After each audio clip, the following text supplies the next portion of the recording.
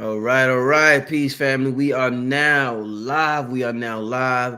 Shout out to everybody in the chat waiting. Oh, tonight's gonna be a great show. Y'all seen this brother on here before. I'm about to bring him on. But before I do, as usual, let's get to first. Make sure you hit the like button. That's very important for the algorithm of the channel. If you're just coming in and you're just seeing this, hit that like button. Um, Share it with your family. Tell your friends and family. Some good information is about to be on. And I'll be right back after this commercial. Holy Ghost 3 coming soon. Shout out to Kambada.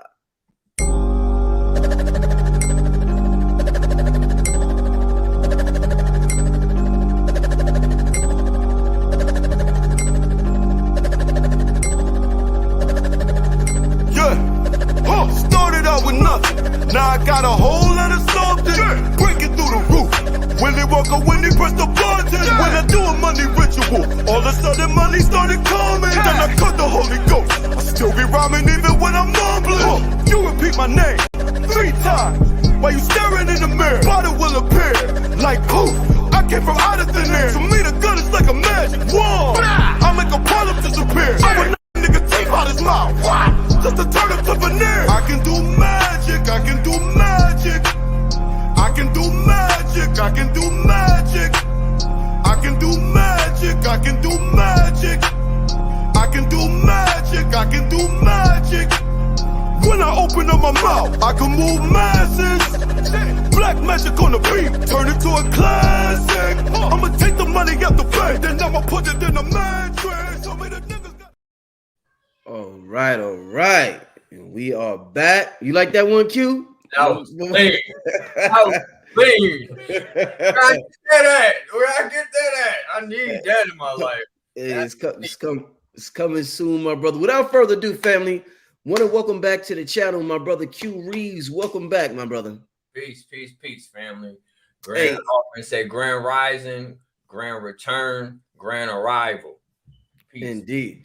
Hey, I was just telling the brother behind the scenes, it's always good having him on here because he comes with such a unique perspective and a unique look on things that pertain to spirituality and pertain to the occult and pertain to esoteric studies. I interview a lot of people, and a lot of times people give out regurgitated information. There's nothing wrong with repeating information because repetition is the key to learning. So there's nothing wrong with that. That's what I said. Get out of here. But the thing about Q's information is that some of this you ain't gonna find in books, family. So when you find a brother that's able to give out information like that, go to your mother now. That's very important, and it's an honor to have him on this channel. Very interesting show we're about to have today. Q, before we start, tell them your YouTube channel so they can check out some of your stuff. Check me out. I'm at Q Reaves on YouTube. It's CUEREAVES. Or check me out at qreaves.com. It'll lead to either my channel or my website. You'll find it. Indeed. So talk to me about these regressions that you do, because that's how you coming up with some of this information. You're saying that you're not even calling it past life regression. You're saying basically that it's quantum, and you could go to the future, to the past. Like, this is some amazing shit, because, and I know you're onto something because of what you're talking about. It hits me, it resonates with me, but I never heard it before anywhere. So, brother, how do you come up with this? Well, when you're in the flow, you tend to float to where you're supposed to land. And I realized a long time ago that there is a force that wants to tell us where to go, what to do. Is a force. I always thought, what happens if you tap into like a will?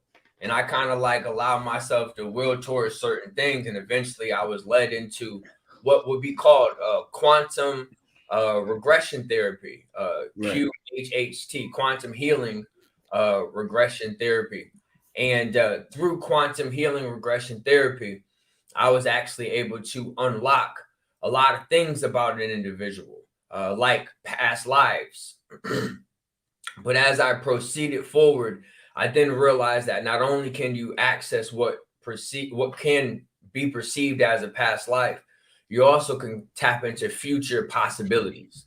Now, I won't call it future realities because it's not real until it manifests forward. Right. But you tap into future possibilities. And if you get enough individuals to tap into the same possibilities, it's even more possible for it to become the collective reality. You have to think, we're in a dualistic system, whether they want to tell you this truth or not. So as a dualistic system, you have what we call a solo reality and a collective reality. And certain things trump the solo reality. Certain things can trump the collective reality. It's a balance between both worlds. But yeah, that's actually like when you're talking about people who are saying the information that are from books or regurgitated information. What we've kind of discovered in my realm of understanding is that you have two types of transmissions. You have what we call the data stream or the data package. Yeah. You get the channel. Right. Now, there's nothing wrong with the channel. The channel is powerful. I can turn on a TV right now and turn a channel on and learn so much information. Right. But imagine having all the channels stored within you. That you have to do certain things to unlock this digital self, to unlock more streams or more channels of you. Right. It kind of seems like it's the same thing in the life. How started with what, 3 channels, and then it evolved to 10, and then 100, and now it's like 5,000, and then YouTube millions of channels. So it's the same thing in the body. It's the unlocking. It's going through these steps to truly unlock and access really, really powerful things. So data streams is basically what we're talking about. Data packaging, that you've been instilled with this information at birth. And it's up to you to figure out how to configure oneself with the tools available. Your environment, the people around you, your heartbreaks, your ups, your downs, your highs, your lows is all associated to unlocking. Think of it like a key. You know, when the movies where they were like one key up, one key down, and they moving around to try to get to the perfect position to unlock you. That's what you're doing in this life. From God to man, from man to God. God to man, to man to God. And it can happen so quickly. You could live a God one day and live immortal the next, live normal, live outside of the eye of things. Right. So, and once again, family, I don't want anybody to take what I said wrong. Shout out to everybody who read books. Books are extremely important. They are here for a purpose. They have their purpose. I just appreciate what this brother brings to the table because it's kind of different. So shout out to everybody who read books. I read books. I have a huge library, learn a lot from it. So yeah, shout out to everybody in there. Everybody's particular way of learning, channeling, and disseminating information. It's all needed. And with that being said, Q, man, you had a video on your channel that was quite interesting, my brother. And it was dealing with the Orion Council of the Nine, and it was this transmission that you was getting from, I guess, a couple of entities, the Overlord and Laura. It was 2 entities. One refers to themselves or herself as Allura. She considers herself a goddess of Asgard. There's a few more titles. Her real title is Allura, goddess of Asgard, sister guardian of Thor, keeper of internal and external records, ambassador of divine femininity, and ambassador to the Orion Council of Nine. That's her title. So, and you know, you mentioned something important about signatures and how we address ourselves with our. So we're going to get into all of that, but just for context and for people to understand what's going on, you're putting a client under like this, like a hypnotic state, and then their voice changes, sort of like how does it like they're possessed by another being? That can happen. Yes, they take on depending on how deep they go. It kind of think of the concept like a movie. If I was to watch 30 minutes of the movie, I'm not really as in depth if I was in there for 2 hours. Right. So the deeper, then imagine 4-hour movie. So the longer you in there, the deeper you get engrossed into that reality. And as you get deeper, the voices could get deeper. I've had a client speak a language that I've never heard before. She referred to herself as Anika and was explaining how she was an indigenous native in America, and how there was a relationship with the sea gods, and that they separated them, and he became angry and burnt her village. The crazy thing is, when she was screaming and hollering in the pain that she was demonstrating in this session, I can't. Where does that come from? Like, where does that come from? From me just telling you to breathe, because that's essentially, there's a few more steps to it, but for me just to simply tell you to breathe, and you're able to use the power of your breath to allow you to go to a space and place that affects you emotionally, that affects you mentally, that affects some of the decisions that you make in today's life. I have clients that go to times that they were abused as children, times that they were dealing with physical males or females being aggressive towards them in sexual ways, all that. And that they don't even know that them moments is playing over and over and over again in their subconscious like a record. And that's affecting how their relationship is with their husband, how their relationship is with their dad, how their relationship is with their son. They're all males. And if a male hurts you and it's on repeat in your mind, you're going to represent that in some way, shape, or form. It's dangerous. That's why these sessions are important. But let me not go on a tangent. So basically, my client is allowed to, in this moment, communicate to an energy within his mind. Right. And it's like having a conversation like you and me. The entity manifests itself in some type of physical form. Sometimes it isn't as physical. It's more like a light or more like a feeling. But then they start to communicate and discover the connection of each other. As they started to understand who and what they were to each other, we started to realize that every individual that is, let's say, illuminated, they have a key signature connected to them.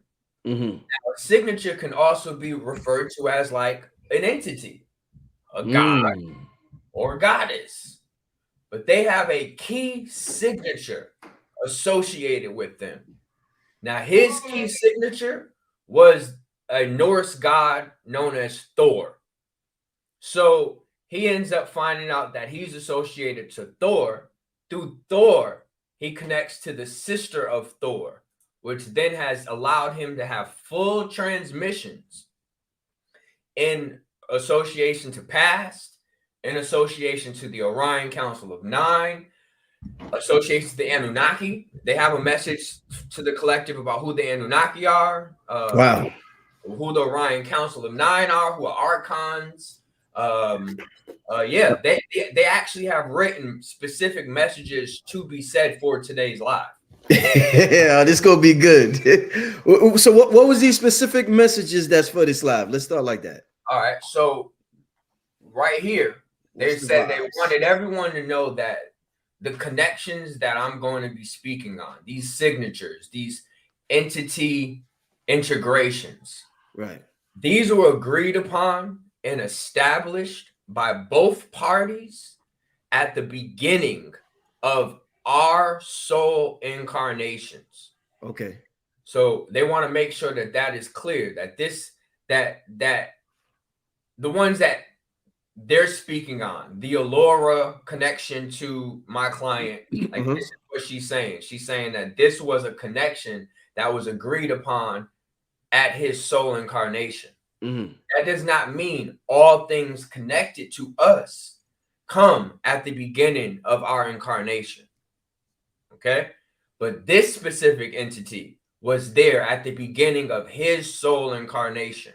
So that's like saying that you have something with you since the beginning of you, that it has kind of been there lifetime after lifetime as a hidden hand, as a hidden figure, as a hidden sister, to be there to help him or her, because there was times he was feminine as well, but help him or her through the different trials and errors of this earth matrix. All right. She says these symbolic and loving connections and transmissions are to be held sacred and respected in the highest regard always. So the first thing is they wanted you to know The concept of one God or one creator is an extremely false narrative.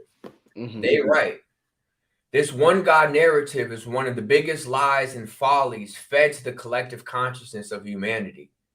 God is not a singular term or affirmation. It is, in fact, a plural terminology describing many and beyond numerical scoring.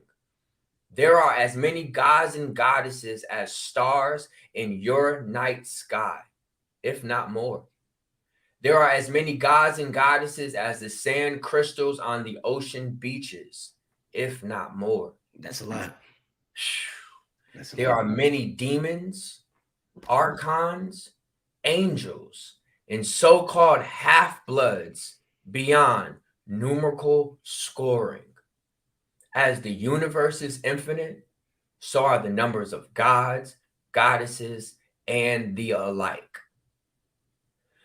The spiritual community has created and connected with the so-called source creator. This is also false.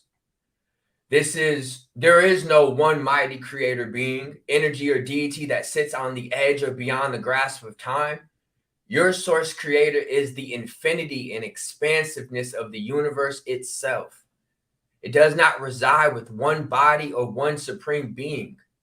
As you are already well aware, there are so many so-called creator gods that exist today and have existed throughout the vast expansiveness of time. We all have the ability to create and expand from that which we create.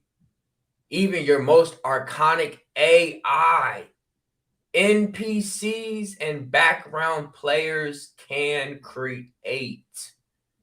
Creativity is not a right. No, creativity is a right of all beings, regardless of their function or purpose. That's deep. There's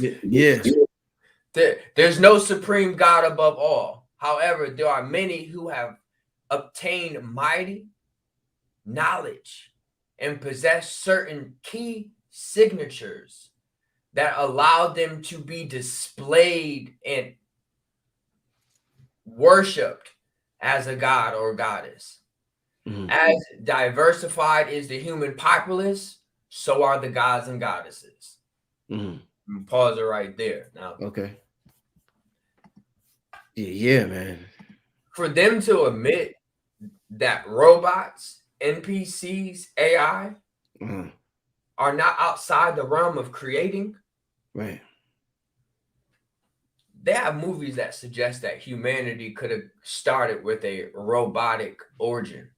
And I always thought, where does a robot come from? I mean, it has to come from our imagination, but where does it come from? Now, I know that you have the black hole, you have the Andromeda system, and then you have us. Some say that this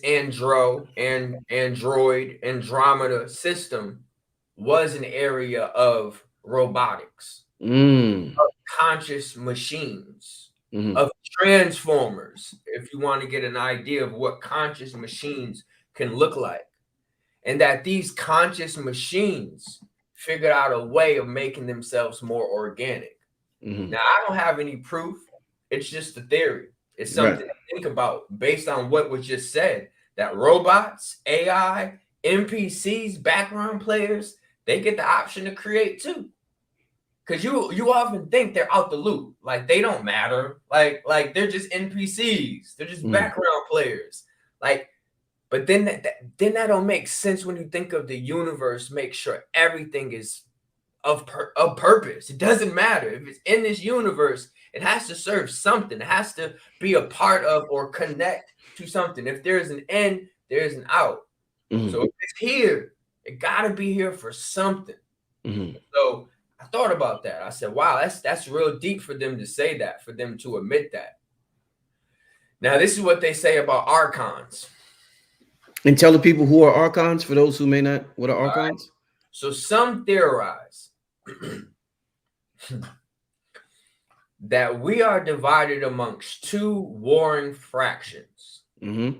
One fraction, you will refer to them as potentially the Anunnaki, And they often associate themselves to a pantheon. Mm-hmm. And the reason why I use the word pan, because we as the Black community are aware of Black Panther, Mm-hmm. and how the Black Panther, the Black Pan, has kind of represented freedom, equality, because even theories that the real Christ is an entity known as Ben Panthera, which was a lyran, a feline entity. But let's not go into like pseudo. just know that it connects to the melanated people.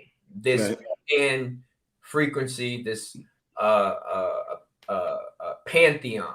So this pantheon of the Anunnaki is usually influenced by an entity we refer to as Anu.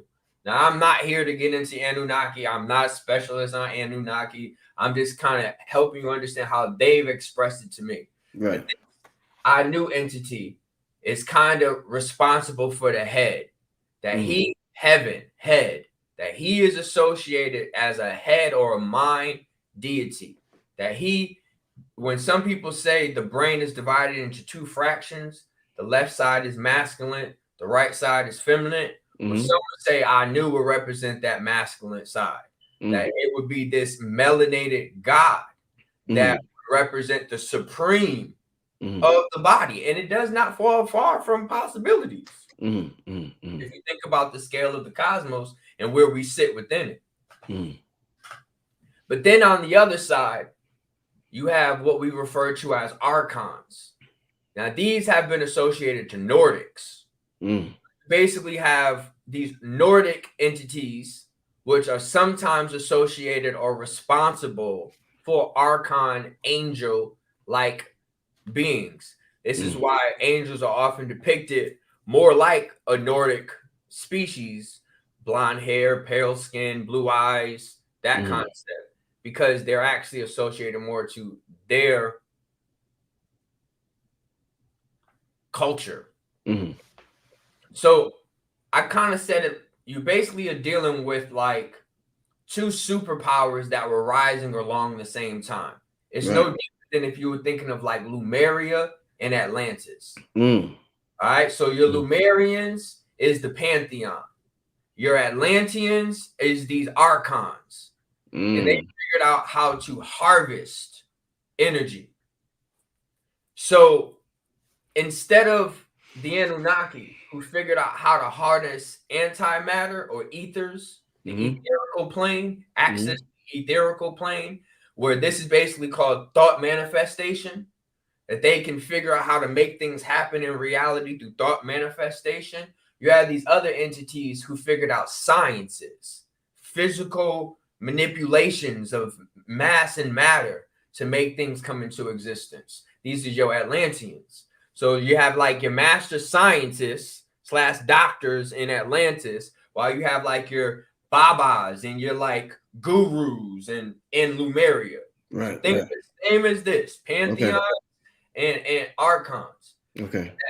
This is what they say Archons are angels. Archons or angels are the most common name given to beings and deities of higher power or consciousness. They have a benevolent or malevolent nature. They could be good or bad. You are already aware of this. However, Archons are mostly controlling entities with the sole purpose of influencing other beings, specifically humanity, to do their will in their ways in their bidding. Each of them carry a warrior energy along with various other diplomatic and political powers. This allows them to either forcefully or peacefully infiltrate energetic and physical vessels. They literally dwell within the chakras. Some Archons have gone on to influence and enslave humanity, while others have chosen to aid them in their evolution. Either way, it's never wise to surrender to an Archon. Regardless of their intentions, I advise humanity to keep them at a distance. Cautious optimism, assistance through extension is helpful and productive, but attachment through possession is destructive and dangerous. Wow. So I said, all right, well then who are the Anunnaki? And they didn't want to speak too much on the Anunnaki, but this is what they did and was willing to say. Said the Anunnaki are not a part of the Orion Council of Nine. Although they did enjoy a brief stint on the council eons ago. Unfortunately, their lust for power, control, and calamity forced the council to place harsh sanctions on them and eventually impeaching them from any contact or political involvement with the Orion Council of Nine. So then this tells me that the Anunnaki, all right, so the theory is the Anunnaki started in Sirius. And that because of war and complications, you had these blue beings, you had robotic entities. There's a lot of information came to me about what happened in Sirius. But regardless, they relocated to the Orion system, the Anunnaki. What it's saying now is that if they were banished or moved away or out of the Orion system, then the only other options they have is to the Taurus constellation or here. So I wonder how many Anunnaki are literally here and may not even know that they are Anunnaki.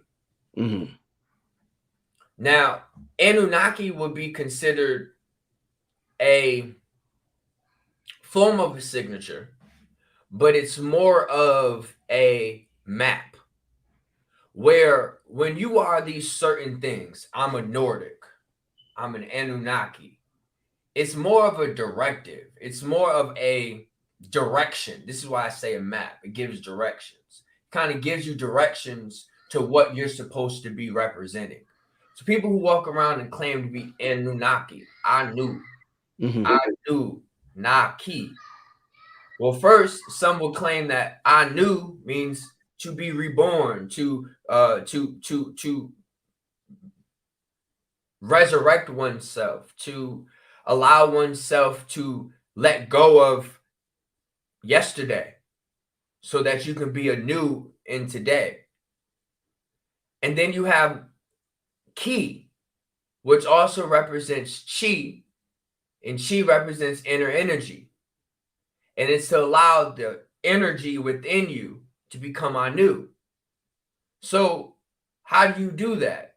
That's simply knowing how to breathe, having the right breath control, learning the power of one's breath. Many people can't speak without having the power of one's breath. So itself is associated to breath, but literally learning just that simple idea. You call that a breatharian, someone who is able to harvest energy and survive off of the air.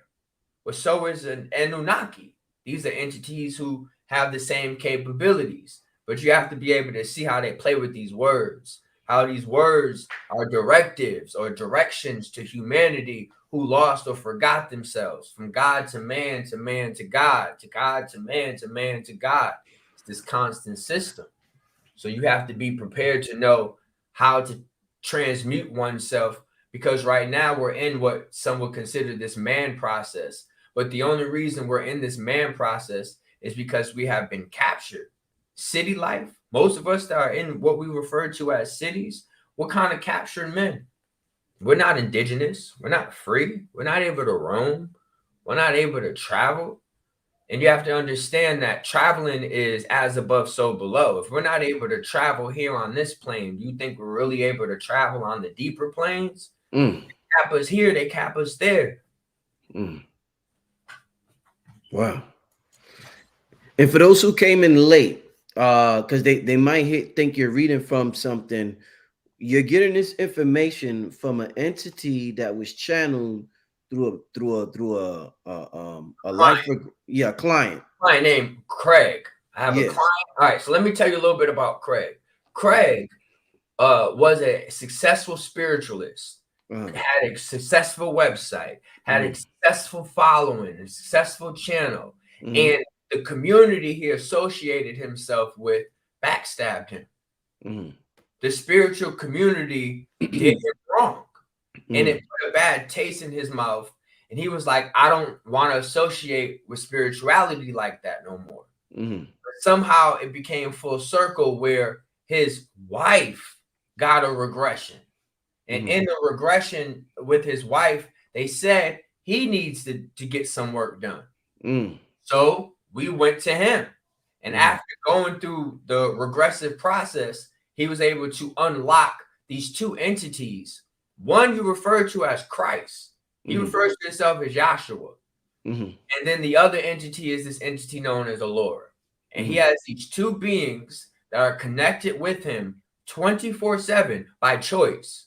This was not something he had to do. This was something he wanted to do, to be able to have access to these entities, to this information. This is the decision that he chose. And from that, he has accessed at least 30 pages of information so far. And it's already been just maybe 6 days, 7 days. So they're like his spirit guides? Would you say that? That's exactly what they are. And it's more of a conscious relationship versus an unconscious relationship. Right. And what they want everyone to understand is that physicality, the rules of physicality are the highest it gets. You get to feel the most here. You get to see the most here. This is the highest range. Now, of course, in without the body, one focuses more on senses. So you may have a moment where it's sense of sight, and it's sight, it's expansive sight. Then it might go into a sense of smell, an expansive smell. You ever wonder what these smells are? It's the dead in their smell state. It's the afterlife in these different states when you don't necessarily have the body to contain these senses. So you can shift through these different senses. But he basically asked a question. He has to sit in front of a computer or a pen and pad, and he'll start writing a response. Yeah, I mean, it's been some very interesting information that has come up. So obviously, we would definitely want to know about this entity that refers to himself as Christ. We've heard so much about this Christ figure. Some people say Christ was a woman now. Some people say he's black. You know, he's so many. Christ is just one of the most famous names on the planet. So what did this Christ figure have to say during this transmission? Okay. All right. This is titled The True Epic of Yahshua.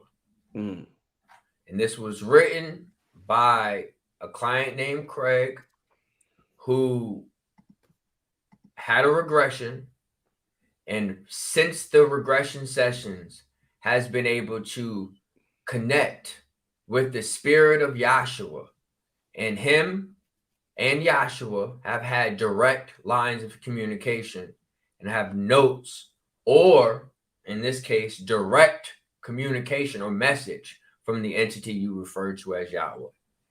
Like I said, this is titled The True Epic of Yahweh. He says, my story begins with an idea that has evolved and established itself as a universal truth. An idea that has captivated the hearts and minds of billions just within your realm. An idea that has inspired, but also depressed. An idea that has liberated, but also imprisoned.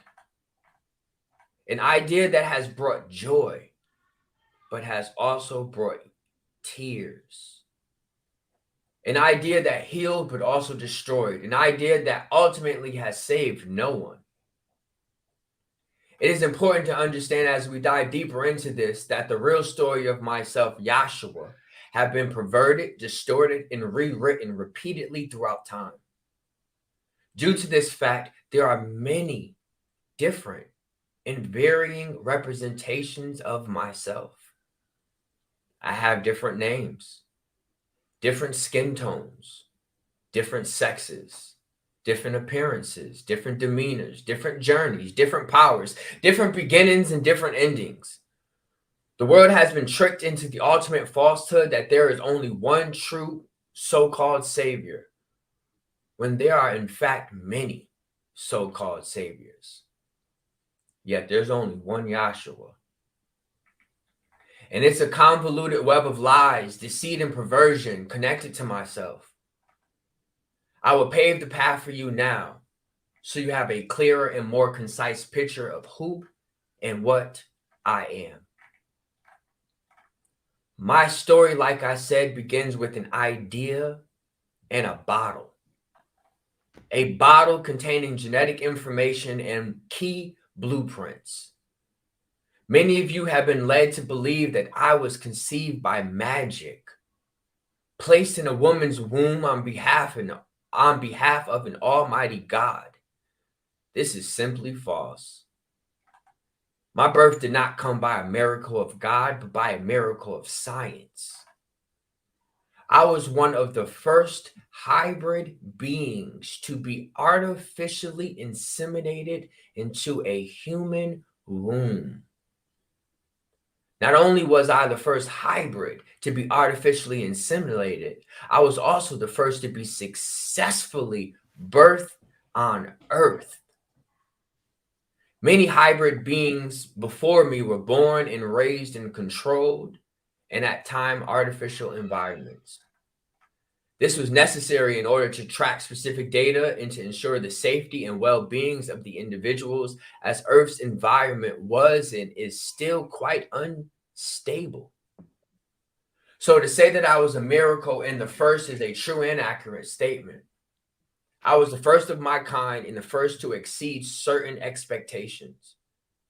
I am a hybrid of a lyran, which is a feline species, and Procyon race. Now, I'm not going to even get into the Procyon. It sound wild, boy. It sound wild. But I also have aspects of the Nordic and what you have called Pleiadian race within my DNA. Specific aspects of these races were implanted into strains of my genetic code to enhance certain abilities and to allow all of the signatures that were locked within me unlocked and ready to be utilized. These specific mixtures also gave me my true appearance of an albino, which did have blondish hair and bright blue eyes.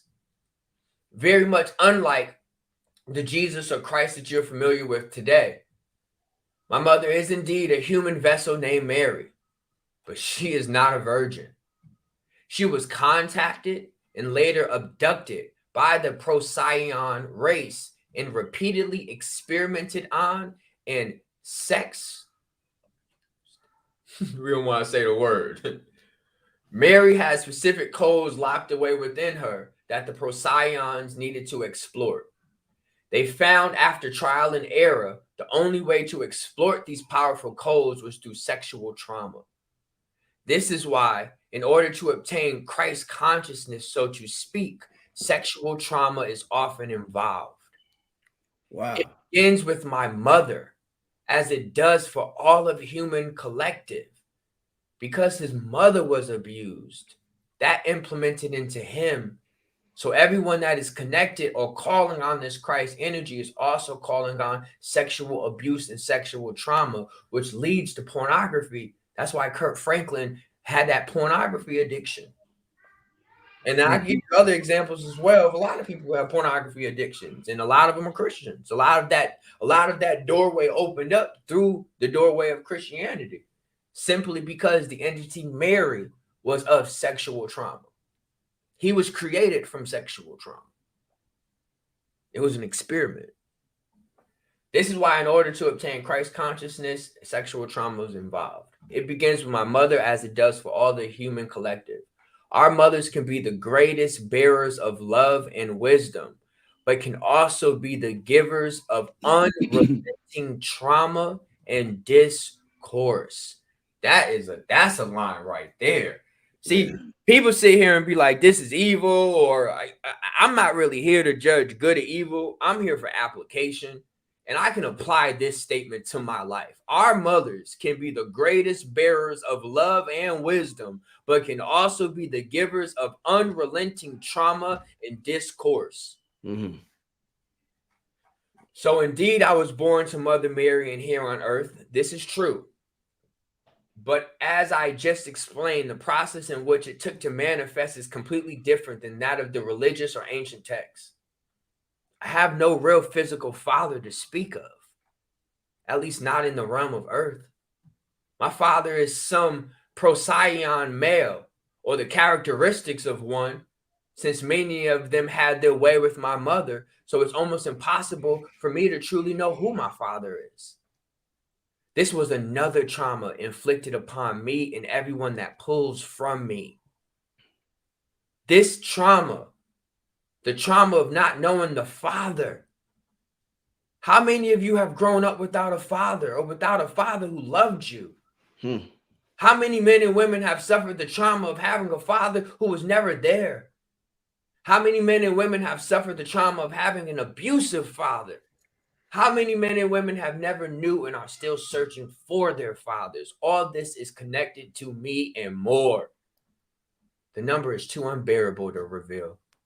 So at this moment, we're going to have to change the course of this topic.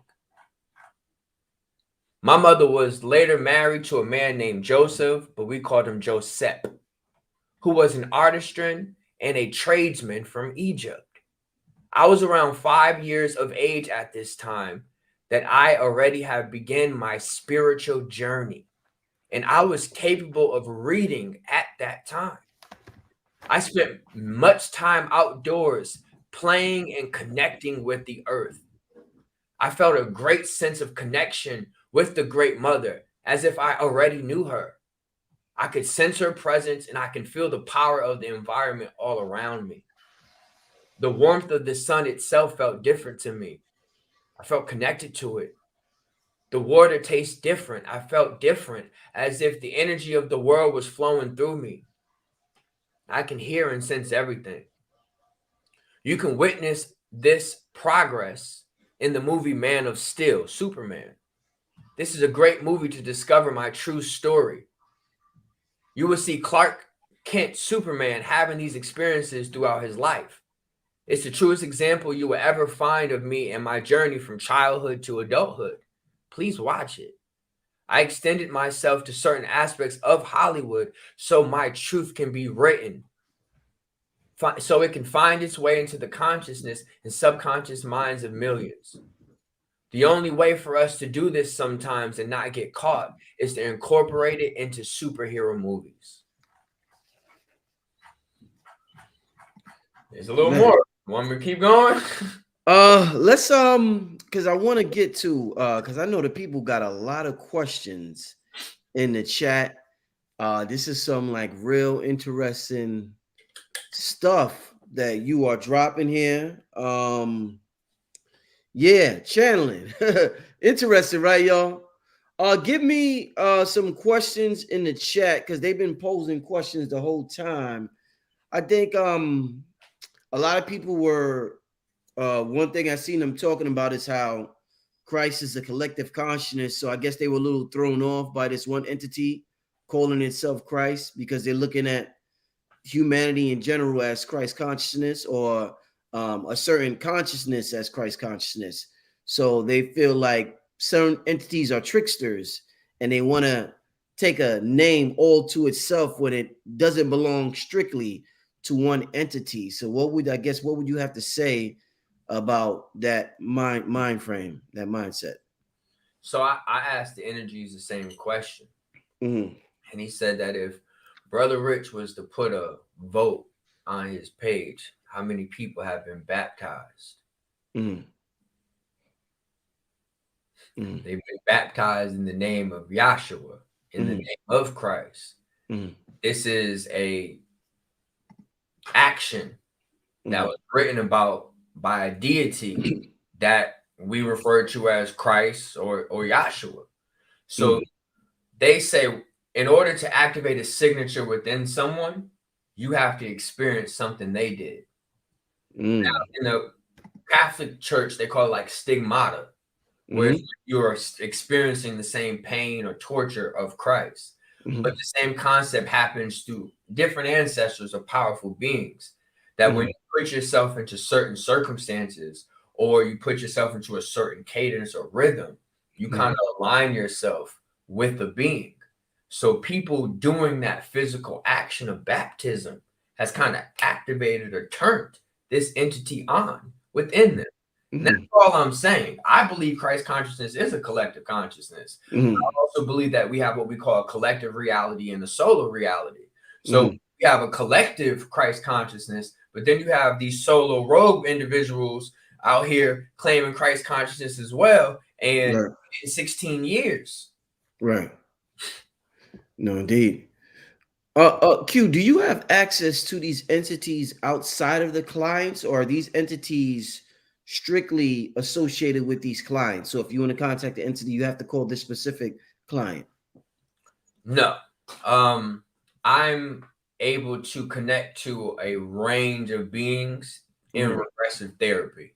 Okay. Now, I've only had one entity ever verbally speak something to me. Like, I literally heard its name. It was not my own self speaking to myself, because that happens as well. This was a completely different cadence. It was slow. It was raspy. It had a little echo to it.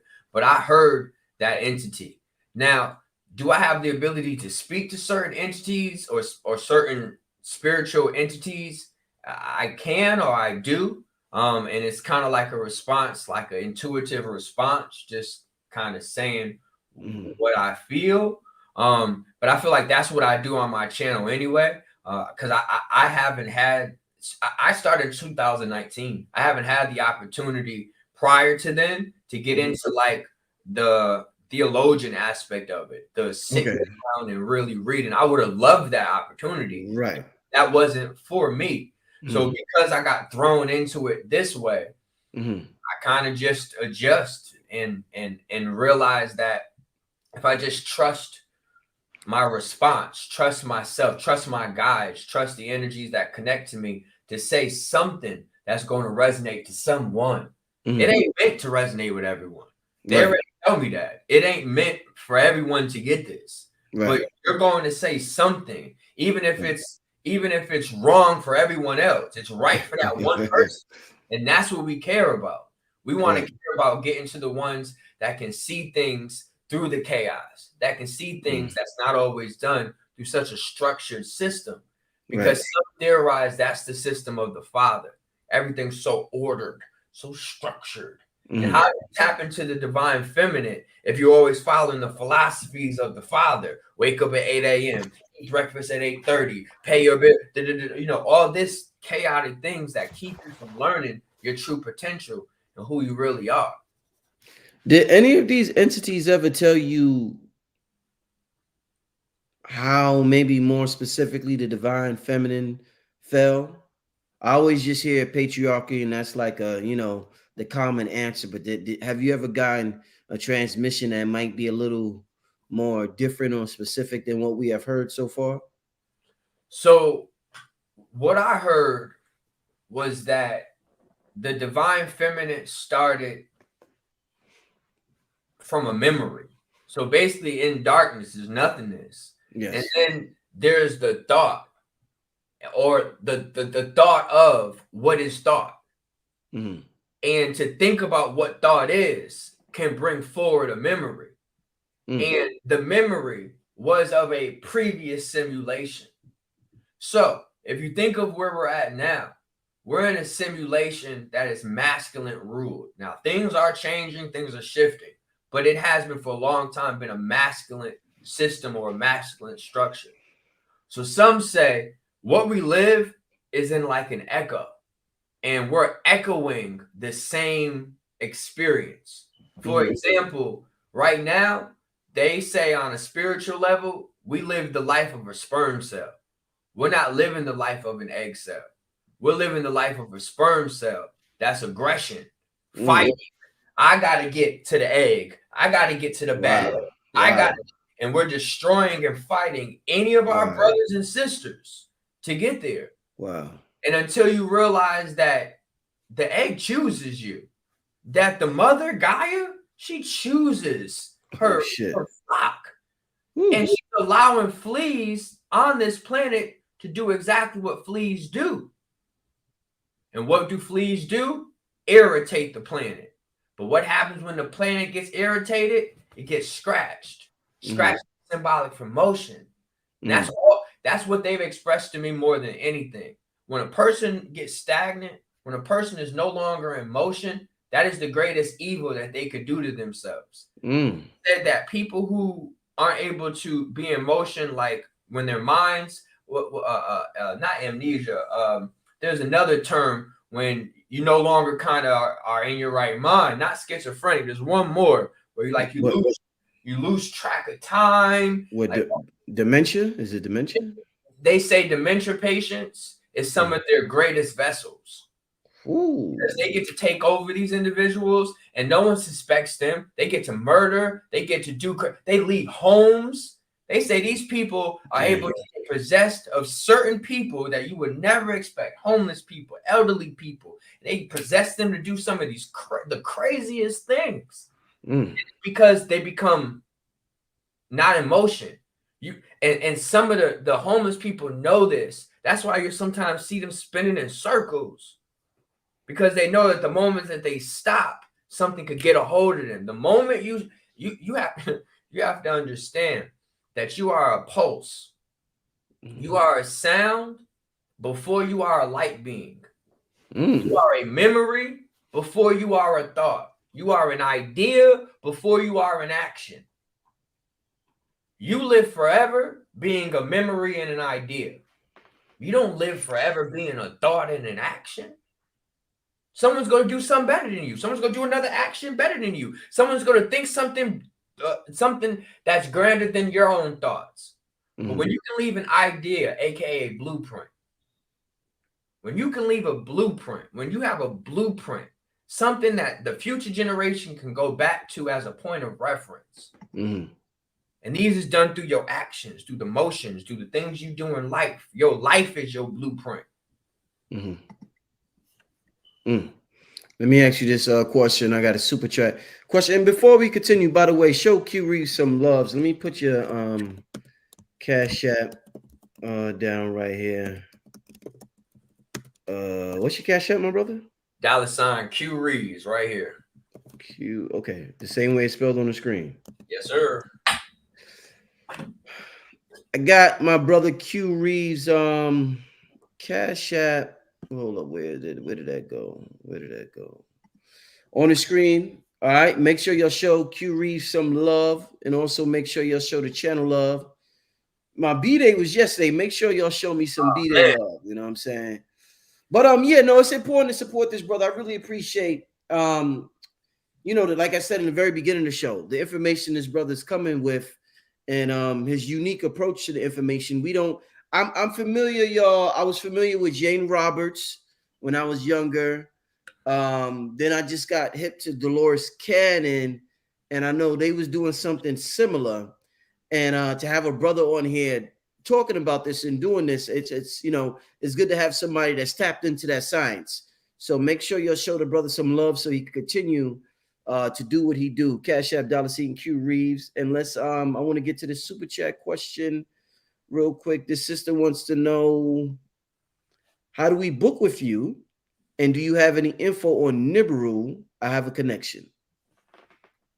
Yes. So this kind of has me go back to we have a concept of a hero construct, that there was a hero, a Hercules, a savior, a person that is going to save you or rescue you. But what Nibiru, according to what they've told me, is the other sun that we kind of refer to or as the second sun that's on the other planet X. Some believe that that is Nibiru on what we would call the outside, because as above, so below. So that would be the binary sun. We have our sun, that we have our red sun, and that would be the blue sun. That's considered Nibiru by some theories. But what I've learned is that Nibiru is actually in people. It's a command. Nib is a name for the Milky Way goddess. Nib or I think a nut. I'm not sure the exact term. But when you're claiming to be Nib's Heru, you are claiming to be a hero, a champion, a protector of the Milky Way galaxy, of the galaxy or system that you're in right now. It is a command to tell you to protect not only Nib, but Nib's Heru or hero, which is Earth. To be a guardian or protector of Earth, to know that you are here right now living as Nib's Heru, that you are a representation of the cells of the galaxy. And as you move, they move. When you move, they move. When you understand your importance, they get to expand their importance throughout the cosmos. So that's what they explained to me. Now, there are people who come from Nibiru. They're supposed from Planet X, Anunnaki. There are, Enki. There are things that tap into all of Nibiru. But I want people to be able to take something tangible away from what Nibiru really represents to the melanated and awoken community, that it represents a call of action, that you are here to be a hero, a champion, not conqueror to your planet and this galaxy. Very interesting. And how can she book with you and anybody else who wants to book with you, my brother? You can check me out on qreaves.com, and you're able to check out the map. It's associated to your time frame. Pay right on the website. Have payment options. You could break it up into 4 payments. So I try to make it available right on qreaves.com. QUEREAVES. Have you ever personally went under did a regression, Q? Like, has anybody ever did a regression on you yet? How did that work out? Yes, so that's actually how I got into this. I had when I was regressed, I saw myself as a large white ape, or Bigfoot, for lack of better words. This is how I know that cone heads really exist, because Bigfoot's got cone heads. So like when we see the movie Coneheads, think of that as like Bigfoot, but an albino, like when they don't grow hair. Like it's the same thing. But the teeth was weird. And if you go back to that movie, it was some interesting stuff associated to that. But they're a part of the Bigfoot Yeti family. They just albinos. They ain't got no hair. So in that, I was born with humanity. But it was weird because it was in phases. Like the first phase, they were like out the mud humanity. And we were like knocking them out. Bow, boom, boom. Because we're probably like 10 feet, 500 pounds, slaughtering them.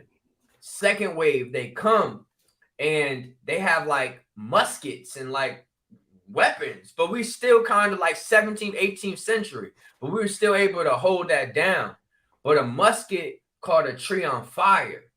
And they saw the tree kind of affect us, because what we would do is when we would get wounded, we would climb to the top of the trees and we were able to get to the sun, and the sun would actually heal us. And then and it was a superpower to get the rays of the sun during that time, because we were so forested. Everything was so much trees that you'd be surprised how a world of trees can stop the sun from like really getting to the ground like that. So I just remember, like, when you get above the trees, that's finally when you see the sun or feel the sun. But when we get to the sun, it heals us. And if we stay out to the sun too long, it could hurt us. We fall back down, we fight.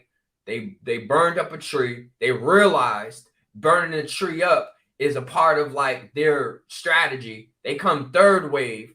But before the third wave, this is what messed me up. We were sitting in an encampment like Stonehenge. Like we were in Stonehenge type situation.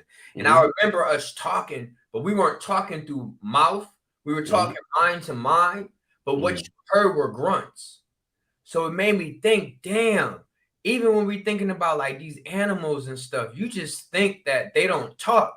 But who's to say they don't talk mind to mind? And it's just sounds is kind of representation of what they're doing. but they're really talking because that's what happened. So I remember looking at my wife and she was talking to me mind to mind and she was like, don't do this. And I remember being like, bitch, I'm doing this. They violated, you know, all big and bad. Yeah. And I remember my daughter looking at me like, please don't do this. And I like brushed them both off. Wow. No lie. The third wave came. They were advanced. And they were laser cutting trees. They were like kicking our ass. And I just remember telling all my brothers, I'm sorry for putting y'all in this. We have to leave. Now, what we have to leave means, all right, I was the only white ape. Everyone else was melanated. I was the only white one. All the other apes were red, purple, blues, greens, like Swamp Thing, like all different kind of like woodland beings. They start climbing up. No lie, bodies start dropping. Boom, boom, boom. Because for us to leave, or for them to be able to leave, they got to go through the portal of the sun. So you have to die during the day. This is another thing that made me trip out because I thought about, what if melanated people die at night? Could that have a different effect versus dying during the day? If I'm going through this experience, knowing that you're supposed to die when you're connected to something during that time frame. So they had to leave through the sun, and they ejected their consciousness out of their bodies and floated to the sun while their bodies was dropping. And I was bawling, and I couldn't leave through the sun because I was different. I had to leave through the moon. So I had sunset, and then finally when the sun set, I climbed up, and my body dropped, and I watched my body drop, and then I head to the moon. And then from there, an angel came forward and spoke to my regressionists. Yo, that is wow. Wow. You know, there's videos on Instagram and TikTok now. They're showing like these wormholes of people going up back to the sun. You seen them? They float around on Instagram right now. Yes. So it's interesting that you said that. Memories is a real thing. And memories is what keeps existence going. This is why gods do everything in their power to be remembered. Even if that takes them having to reincarnate as your Beyoncés, your Jay-Z's, your Jennifer Lopez's, all these influential people, because it's making sure that you still acknowledge them on a subconscious and conscious level. It's wild. It's wild. Let me get to a question. Seeing where is it at? Want to ask this one right here. Brother Rich, ask him who dropped 2 nukes on Mars' atmosphere and wiped them out. Dr. John Bradenberg, The Faces on Mars. Well, like I said, I am able to ask spiritual entities or spirits in regression therapy specific questions. Now, what I will tell you is what I found out is that there was a war amongst 2 brothers. The brother you know as Anu, and the other brother known as Alalu or Lelu. And it was said that during the war between these 2 brothers, and when Alelu bit the phallus off of Anu, that he violated law and that he was excommunicated and exorcised out of that star system. They said that he traveled until he hit the gates of Hades, or what we also refer to as the mouth of Pluto, meaning that he's entered here, our system. And it said that he actually traveled to Mars, and that the face that was on Mars was depicted to this entity known as Alalu or Lelu, which in another aspect is Lucifer.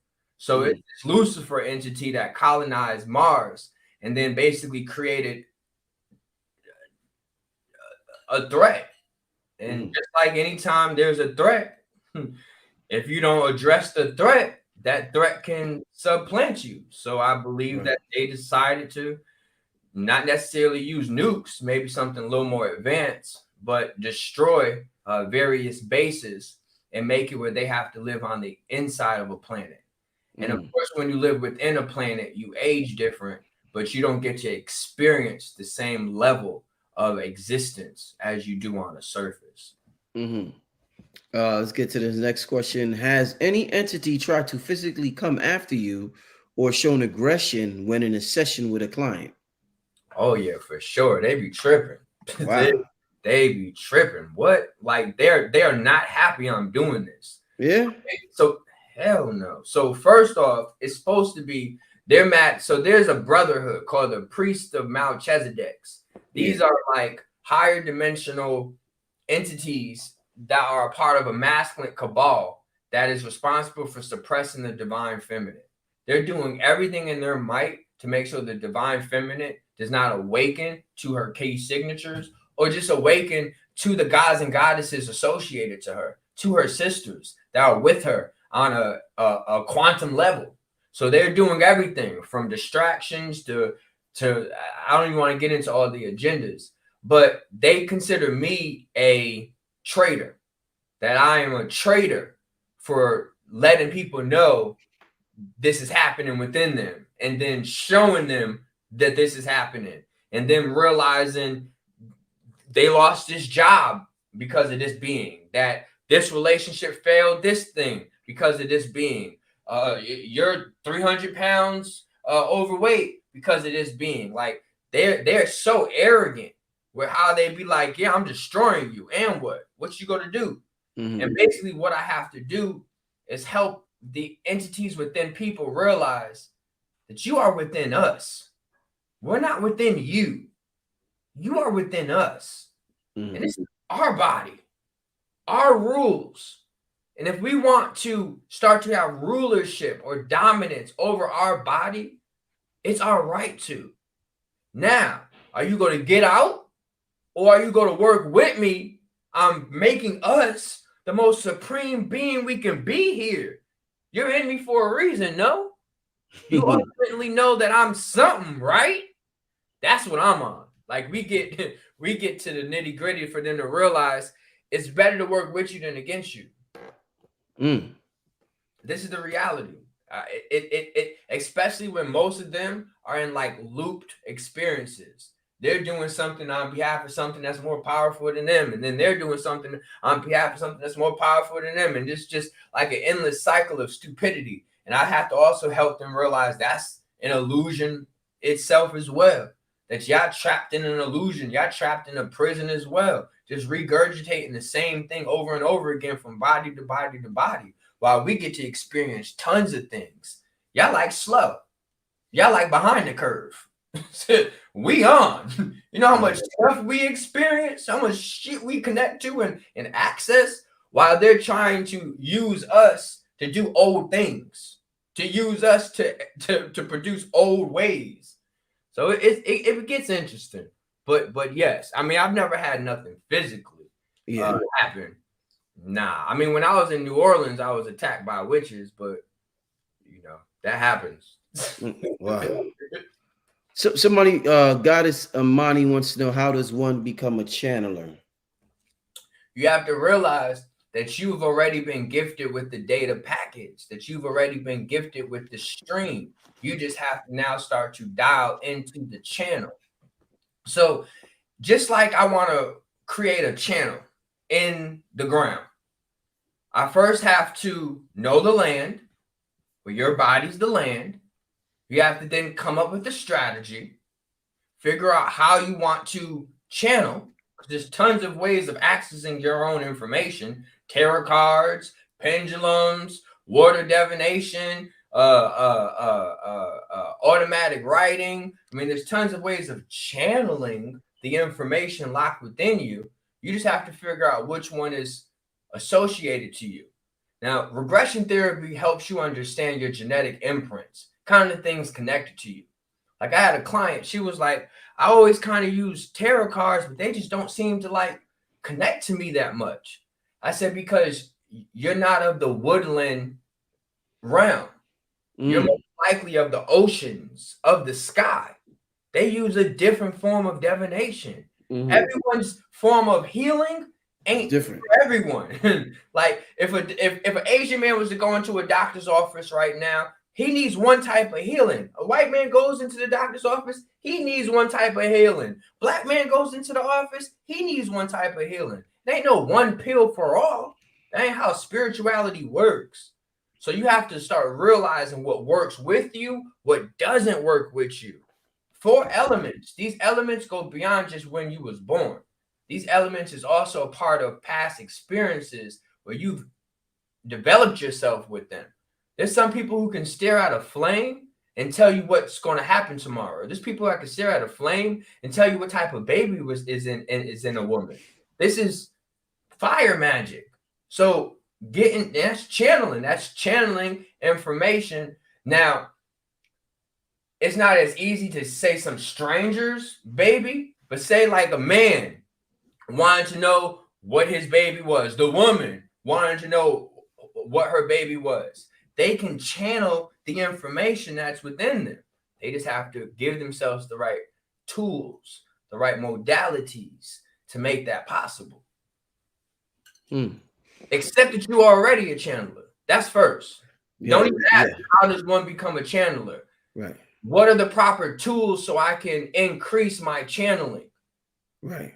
Indeed. No, indeed, definitely. That's the main thing, is to realize that you already are. We're doing it all the time. Some people do it on different levels than others. Some people do it consciously. Some people aren't even aware that they're doing it. So yeah, definitely. Let's see. Somebody want to know, is having past life regressions in dreams possible? For sure. For sure.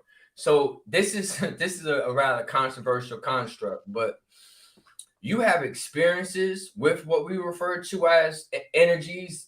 Let's call it the eternal realm, meaning they don't stop there. Everything keeps going. There's the eternal realm, and then it's our reality. We have our reality, the eternal realm. Where do the dead go? A layer of the eternal realm. It's level. But the eternal realm, okay? In the eternal realm, there are gods and goddesses that dwell in the eternal realm. Where does the eternal realm dwell? Within you. You house the eternal realm. So you right now, a body, house worlds. These worlds are worlds of eternal realms. And in these worlds, which are associated to your organs, you house beings. Now, are all these beings connected with you or working with you? Not always. Some have more connection to you than others. The theory is there's even a God inside you. And that if you can connect to your God that's inside you, when you transition, you become that God. The theory is it's in your body right now. But when you transition, you kind of enter that body. You become that God, that entity. So the goal is to become more conscious and aware of the God or goddess that you have associated or connected yourself with. And as you develop more and more of a bond and more of awareness, it's easier to find each other in the transition.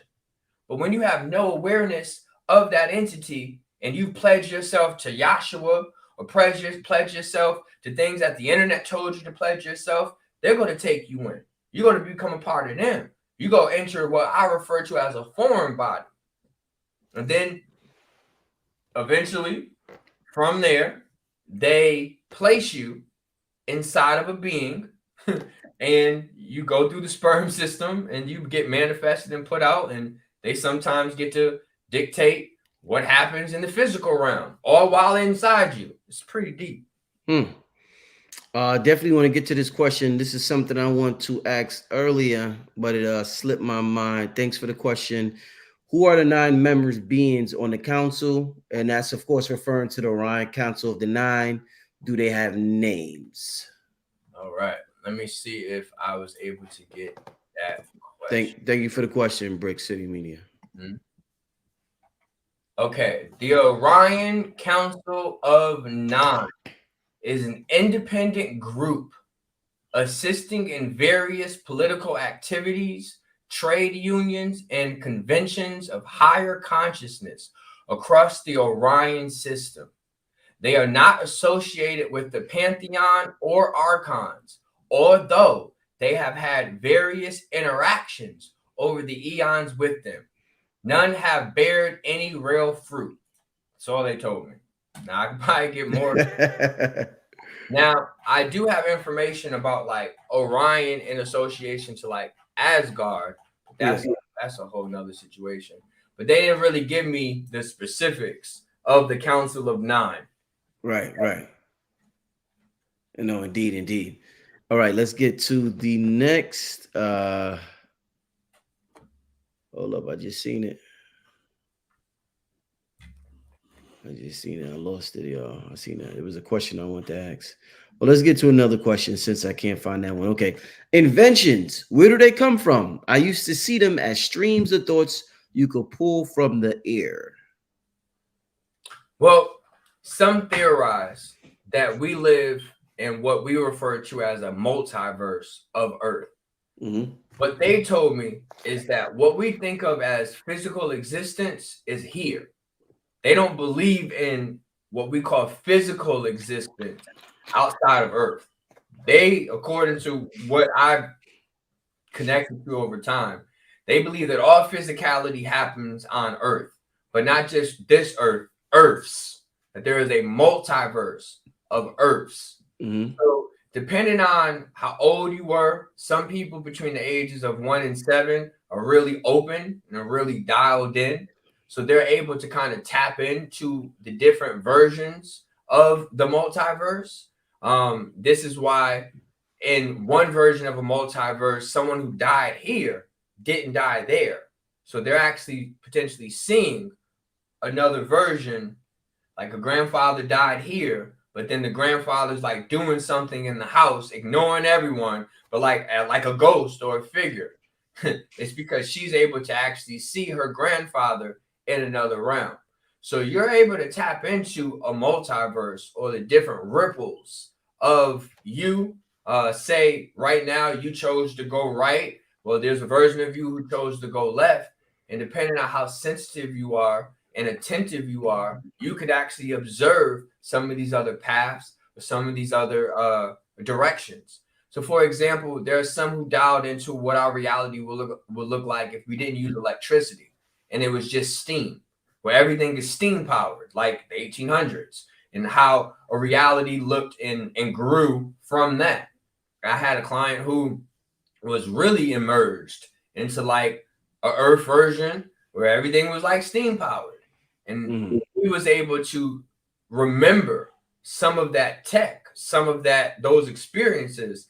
And he is an engineer here, so he actually brought that information over to here and actually started to toy with and mess with some of the stuff he saw there. Now, he was warned by his guides, don't publish any of this information, don't show any of this information, because governments are aware that this is possible. It's the quickest way they can, take you out the equation, right, being able to access information that they consider unstable. So this meditation allows you to do this. You have different realities with other possibilities tapped into, and just know that these inventions are a part of the timelines and other possibilities. Indeed. Let's get to I'm about to get out of here, family. Let's see. Let's get to, I'm gonna do 2 more questions and then we're gonna get out of here, family. Let's get to the super chat question. I don't know if this is a question or a statement. I guess this is a statement. Spirit told me once your heart and mind become one, you graduate and go to another planet. This is Earth School. Time is like a season, like one big day. All right. Okay. Let's get to, somebody wants to know, do you think the regression you had was on this Earth or another one? I feel like it was on Lumeria. I feel like the Lumerians were really like mammals, like shaggies, like Bigfoot type creatures. And I believe that the Atlanteans was more like the reptilian construct. So I do believe it was Earth, but Lumerian Earth. Okay. Hold up, y'all. Let me see. Okay. Somebody wants to know, how many dimensions do we exist on simultaneously? as many as your mind can stretch to. Right. If you ever sit at a mirror where you got one mirror on the right side of you, one mirror on the left side of you, and a mirror in front of you, you know how it does that? Well, yeah, that effect, yeah. If you just keep looking, it keeps going. Yeah. Focus. That was good. That was a good breakdown. I like that. I like that example. That was powerful. Let me get one more. I'm having a good time tonight, y'all. Let me get one more. I was gonna end it. I'm having a real good time tonight. Y'all gotta give some questions, man. God damn, I'm like struggling to find questions here. I'm trying to find a good one. In the meantime, while I look for a good one, let me ask you this. Q, there was something I wanted to ask you earlier in terms of finding your soul signature. You said something interesting in your live that you had on your channel where the entity was telling the dude, like, yo, you supposed to eat meat. And like we are taught, once we become conscious, you know, the meat slows down our process, our ascension process. It like makes our energy slower. You know, we're energetic electrical beings. So we're taught we're supposed to eat electrical food. But now you're saying some of us, depending on our soul signature, they're saying you're supposed to eat meat. So can you go into that? Because and before you answer, I've heard Rod Hayes talked about, and a sister I had on this show before, talk about intuitive eating versus, I guess, the fad eating, as you would call it. So could you explain what was going on and what you was talking about? Oh yeah, for sure. They were talking about fad diets. Okay. Yeah, I got that right here. All right. As I said, fad diets only benefit certain signatures and gene pools. Mm-hmm. They're not meant to be incorporated into the masses on a mass scale. Mm-hmm. These methods of consumption are designed and adhere to specific signatures only. Therefore, going forward, I am pleased to remind you, Craig, Thor, you are Nordic. And not only are you a Nordic, you are a Nordic giant and have a contract with the various animals on this earth and other realms.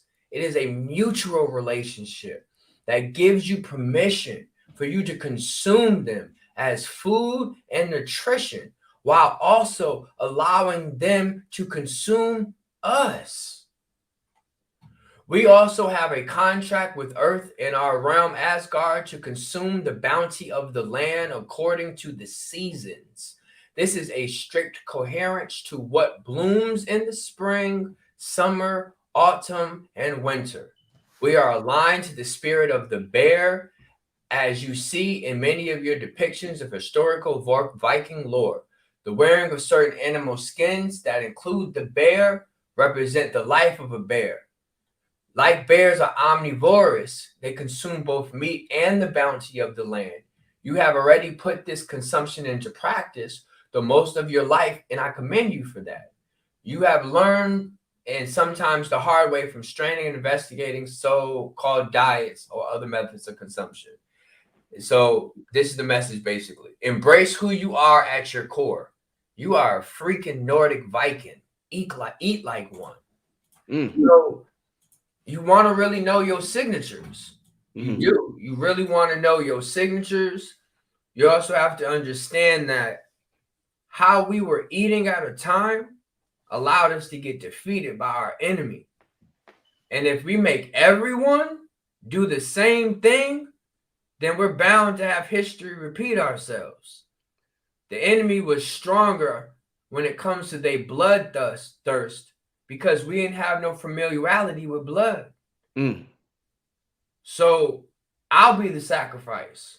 If I have to do things to make sure that I can go against those that are consuming meat, that those that are using the meat in nefarious spiritual ways to attack me in this community, well, the science of energy is equal or greater energy to be able to stop something. So I got to eat meat, but I have to do it with a certain level of awareness. I am appreciative of the animal I'm connecting with. I only eat solid food one time a day. I'm not over consuming 3 times, 4 times. I balance my day with animal essence and plant essence. I drink liquid, essential oils, all these various things up until about 2, 3 o'clock, have a nice light snack, and then I eat something solid around 6:30, 7 o'clock. And it works for me. But that doesn't mean everyone can do that. Not everyone can survive off of that template. So just listen to your body. That's more than anything. Listen to your body. If you're going to bed starving, growling, if you've gained more weight while going vegan than you did when you eat meat, then you should listen to your body. Your body's kind of telling you that we're going beyond our normality here. We're doing something different, and this may not be agreeing with us. So everyone's journey is different. It's your body, it's your rules. Don't let someone else define your body's rules. Listen to your body. Decline Craig. This a white dude. Yeah. White dude. So they kept it real with him. They said you got to eat that meat. Huh? Wow. Yeah. Yeah. This is good stuff. Listen, that had his community mess him up, F him over, and he decided to connect with me. Right. Damn. Shit, man. Well, shout out to Craig for the transmission. This has definitely been. Let me put your Cash App on the screen one more time before we bounce from here. I mean, a very interesting show, family. Once again, I want to thank everybody for tuning in. I'm gonna put the brother's Cash App if you would like to support the brother, young brother doing his thing, bringing us these regressions, these transmissions from these regressions. I can't wait to talk to you about some of the other stuff. There was something else you said you was talking about on your channel. I forgot what it was now, but he got a lot of interesting topics on his channel. Well, you was talking about the whole Hawaii thing. You was talking about the dragons and stuff like that. And I didn't get a chance to watch that video yet, but real quick, I mean, because that sounds out there, Q. You saying some dragons is doing this shit, Q? Talk to me, man. They said that they're terraforming Hawaii to become the new Lemuria, that it's going to be the safe zone for the melanated people. Whew. Now, I said melanated people. I said like black people. They said melanated people. So I said, well, damn, Oregon's got melanin in it too. They said this isn't really necessarily a complexion thing. It's an awareness thing. You're going to have to know how to get there. And it's going to be when things get real. And there's water, there's oppositions. That's a journey that the weak can't take. So whoever the hell show up there, you gotta have to respect them for their strength. Yeah. So I was like, okay, all right, I guess I can respect that. But you also know with strength comes aggression. Yeah. And said that the sea is getting so conscious now. The water is becoming so conscious now that it is purging. It's getting rid of those that don't vibrate with the higher understanding that we breathe the same air. that we're going to have to figure out, I'm not necessarily your enemy or your opposition, that I may have to be your salvation. And if you can accept me as your salvation, there's a possibility that there's all type of opportunities that can come from that. But if you're not willing to accept the fact that I am your salvation, and I'm saying that because this is a real thing, Brother Rich, you are salvation. The people who come to these channels, they are salvation. They represent a hidden knowledge and awareness. And there's going to be people who don't have this. And if they humble themselves and say, yes, y'all are going to be our salvation, many opportunities is available. That's all I'm going to say about that.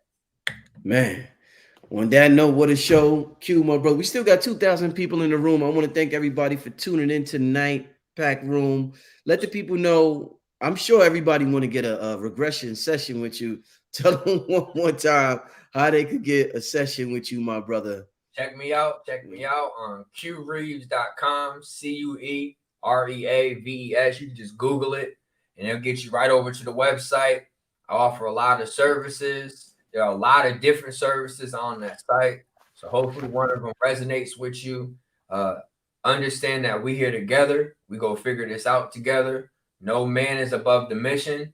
And the mission is to awaken as many of us up before the point where sleep is inevitable.